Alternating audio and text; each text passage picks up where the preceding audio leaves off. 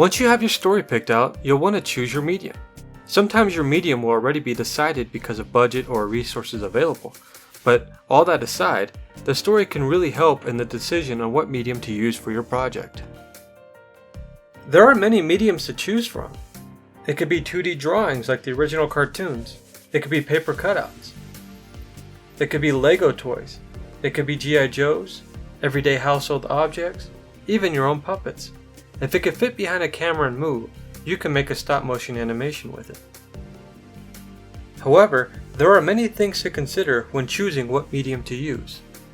First, how well does it move? A 2D drawing or paper cutouts can move however you create them to. Maybe all you want is a stapler to move across the table and there isn't much movement needed. But if your script calls for a lot of movement, then it's crucial to pick the right medium. The next thing to ask is, how big is your medium? The size of your medium can affect the scene size and the frame rate. It should seem obvious that a G.I. Joe is going to require a much larger scene than a Lego minifigure. So how much space do you have for your scene? Can this space accommodate a 12-inch G.I. Joe, or is it smarter to use something smaller like a 4-inch G.I. Joe? The size of your medium can also affect your frame rate because of how well you are able to move it.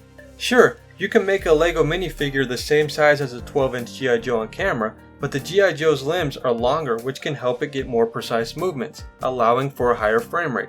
This is because moving a Lego minifigure foot a millimeter has a much different result than moving a 12-inch G.I. Joe's foot forward a millimeter. You can also create your own puppets by using clay or various other types of materials.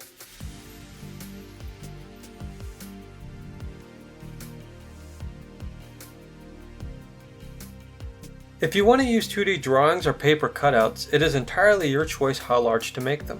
Like all methods, this can be useful but limiting. They can give a lot of freedom in range of motion and size, but won't allow much room for being creative with lighting. If you are great at drawing or if you just want to use paper, these are still great ways to create a stop motion animation.